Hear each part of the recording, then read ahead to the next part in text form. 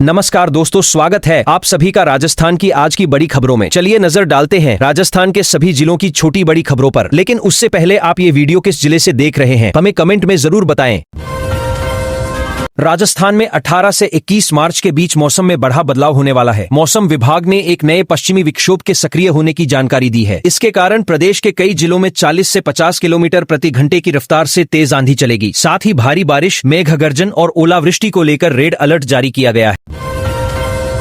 राजस्थान के प्रमुख शहरों में बुधवार को सोने के दाम 900 रुपए और चांदी के दाम 1000 रुपए तक घट गए हैं। 24 कैरेट सोने की कीमत 1,53,000 रुपए प्रति 10 ग्राम तक आ गई है। इस भारी गिरावट के कारण ग्राहकों की भीड़ बढ़ गई है, जिसे व्यापारी निवेश और शादियों के लिए उत्तम मान रहे हैं। भारतीय नौसेना ने ईरान के पास होर्मुज स्ट्रेट से भारत में गैस और कच्चा तेल लाने वाले व्यापारी जहाजों की सुरक्षा के लिए युद्धपोतों के 2 विशेष टास्क फोर्स तैनात किए हैं। सूत्रों के अनुसार इन जहाजों को सुरक्षित रूप से भारत पहुंचने में नौसेना द्वारा हर संभव सहायता और कड़ी सुरक्षा दी जा रही है, ताकि ऊर्जा आपूर्ति बिना बाधा के जारी रहे। राजस्थान ने हर घर जल योजना में बड़ी उपलब्धि हासिल की है। नई गाइडलाइन के तहत जल शक्ति मंत्रालय के साथ समझौता करने वाला ये देश का पहला राज्य बन गया है। इस महत्वपूर्ण कदम के बाद अब राज्य में जल जीवन मिशन का दूसरा चरण शीघ्र ही शुरू होगा, जिससे ग्रामीण क्षेत्रों में पेयजल आपूर्ति की व्यवस्था और अधिक सुदृढ़ हो सकेगी। पुलिया कला तहसील में राजस्व विभाग की बड़ी लापरवाही सामने आई है। ग्राम धनोप के एक जीवित किसान को सरकारी कागजों में मृत बताकर उसकी 1.61 हेक्टेयर कृषि भूमि किसी अन्य के नाम कर दी गई। ये फर्जीवाड़ा 7 अक्टूबर 2025 को हुआ था, जब किसान अपनी भूमि की नकल लेने ई मित्र पहुंचा, तब इस गंभीर धोखाधड़ी का खुलासा हुआ। राजस्थान शिक्षा बोर्ड की 10वीं कक्षा के नतीजे बहुत जल्द घोषित होने वाले हैं। इस वर्ष 10वीं की बोर्ड परीक्षा में कुल 10 लाख से भी अधिक विद्यार्थी शामिल हुए थे। अब इन सभी विद्यार्थियों को अपने परीक्षा परिणामों का बेसब्री से इंतजार है। बोर्ड द्वारा कॉपियों के मूल्यांकन का कार्य तेजी से पूरा किया जा रहा है, ताकि परिणाम समय पर जारी हो सके। रेलवे में काम दिलाने का झांसा देकर किसानों के ट्रैक्टर किराए पर लेने और फिर उन्हें दूसरे जिलों में बेचने वाले बड़े गिरोह का पर्दाफाश हुआ है। गोंडा पुलिस की जांच में ये बात सामने आई है कि उत्तर प्रदेश के 6 जिलों के साथ साथ राजस्थान के भरतपुर और दौसा जिले में भी इस शातिर गिरोह के सदस्य सक्रिय रूप से काम कर रहे हैं। राजस्थान सरकार की वर्ष 2025-26 की बजट घोषणा के अनुसार अजमेर जिले के भूमिहीन किसानों को निःशुल्क कृषि यंत्र दिए जाएंगे। इसके लिए ग्राम पंचायत स्तर पर कमेटियां बनाई गई हैं। योजना का लाभ केवल उन श्रमिकों को मिलेगा जिनके पास अपनी कोई जमीन नहीं है। साथ ही लाभार्थी का मोबाइल और बैंक खाता जन आधार से जुड़ा होना अनिवार्य किया गया है।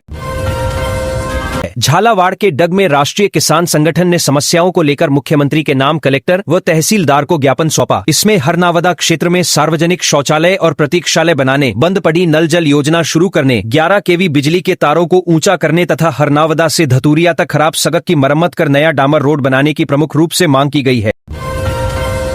राजस्थान में मुख्यमंत्री भजनलाल शर्मा और पूर्व मुख्यमंत्री अशोक गहलोत के बीच जुबानी जंग तेज है। गहलोत और नेता प्रतिपक्ष टीकाराम जूली ने मुख्यमंत्री के दिल्ली दौरों और राज्य को कम टैक्स मिलने पर तंज कसा। पलटवार करते हुए भजनलाल शर्मा ने स्पष्ट किया कि वह जब भी दिल्ली जाते हैं तो हमेशा प्रदेश के विकास के लिए कुछ ठोस नतीजे लेकर ही वापस लौटते हैं।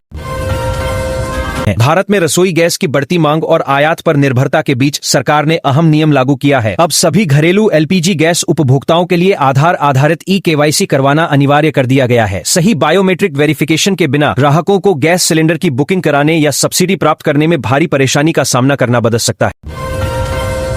साइबर अपराधियों ने ठगी का नया तरीका निकाला है। वे आर्टिफिशियल इंटेलिजेंस और डीप फेक तकनीक का इस्तेमाल कर लोगों के परिचितों की आवाज व वीडियो की नकल करते हैं, फिर आपातकाल का बहाना बनाकर पैसे ट्रांसफर करवाते हैं। इन बढ़ते मामलों को देखते हुए राजस्थान पुलिस की साइबर क्राइम शाखा ने आम जनता को सतर्क और सुरक्षित रहने के लिए एक विशेष एडवाइजरी जारी की है। राजस्थान में बढ़ती सड़क दुर्घटनाओं को रोकने के लिए हाई कोर्ट ने सख्त फैसला सुनाया है। अब नेशनल और स्टेट हाईवे के केंद्र से दोनों तरफ 75 मीटर के दायरे में मौजूद अवैध होटलों व ढाबों पर बुलडोजर चलेगा। इस कड़े आदेश के बाद प्रशासन इन अवैध निर्माणों को पूरी तरह ध्वस्त करने हेतु अब एक बड़ी कार्रवाई की तैयारी में जुट गया है। राज्य सरकार ने आज बड़ा प्रशासनिक फेरबदल करते हुए 15 आईएएस और 20 आरएएस अधिकारियों के तबादले किए हैं। इस फैसले के तहत कई जिलों के कलेक्टर भी बदल दिए गए हैं। मुख्य सचिव ने कहा है कि ये कदम सरकारी कामकाज में तेजी और पारदर्शिता लाने के उद्देश्य से उठाया गया है। जयपुर में आज शुरू हुई अंतर्राष्ट्रीय व्यापार प्रदर्शनी सोशल मीडिया पर जमकर ट्रेंड कर रही है। इस कार्यक्रम में देश और दुनिया की कई बड़ी कंपनियां हिस्सा ले रही है। प्रदर्शनी में राजस्थानी हस्तशिल्प और स्टार्टअप्स के स्टॉल लोगों के आकर्षण का मुख्य केंद्र बने हुए हैं। मुख्यमंत्री ने इस आयोजन का उद्घाटन करते हुए इसे राज्य के आर्थिक विकास के लिए महत्वपूर्ण बताया।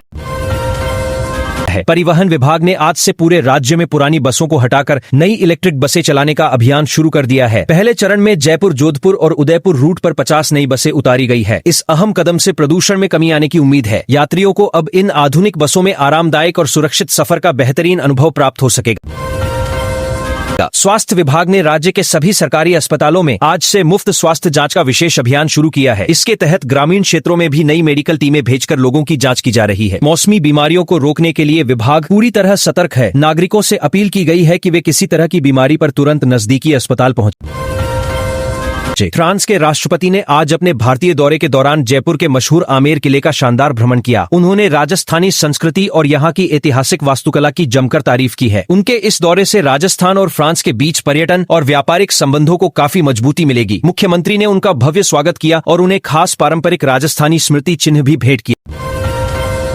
सवाई मानसिंह स्टेडियम में आज खेली गई राष्ट्रीय क्रिकेट प्रतियोगिता में राजस्थान की टीम ने शानदार प्रदर्शन करते हुए गुजरात को हरा दिया है। इस जीत के साथ ही टीम ने टूर्नामेंट के सेमीफाइनल में भी अपनी जगह बना ली है। मैच के दौरान दर्शकों का उत्साह देखते ही बन रहा था। खेल मंत्री ने सभी विजेता खिलाड़ियों को इस जीत पर बधाई दी है। गर्मी के मौसम से पहले पेयजल की समस्या से निपटने के लिए जलदाय विभाग ने आज महत्वपूर्ण बैठक की है। अधिकारियों ने बीसलपुर बांध से पानी की सप्लाई सुचारू रूप से बनाए रखने का निर्णय लिया है। इसके साथ ही कई ग्रामीण इलाकों में पानी के नए टैंकर भेजने की भी व्यवस्था की गई है। सरकार का लक्ष्य हर घर तक साफ पानी पहुंचाना है। अजमेर हाईवे पर आज सुबह एक तेज रफ्तार ट्रक और कार के बीच जोरदार टक्कर हो गई। इस सड़क हादसे में 3 लोगों को मामूली चोटें आई है। सूचना मिलते ही स्थानीय पुलिस तुरंत मौके पर पहुंची और सभी घायलों को पास के अस्पताल में इलाज के लिए भर्ती कराया। फिलहाल दुर्घटनाग्रस्त वाहनों को सड़क से हटाकर हाईवे का ट्रैफिक सुचारू कर दिया गया है। स्वास्थ्य विभाग ने राज्य के सभी सरकारी अस्पतालों में आज से मुफ्त स्वास्थ्य जांच का विशेष अभियान शुरू किया है। इसके तहत ग्रामीण क्षेत्रों में भी नई मेडिकल टीमें भेजकर लोगों की जांच की जा रही है। मौसमी बीमारियों को रोकने के लिए विभाग पूरी तरह सतर्क है। नागरिकों से अपील की गई है कि वे किसी तरह की बीमारी पर तुरंत नजदीकी अस्पताल पहुंचे।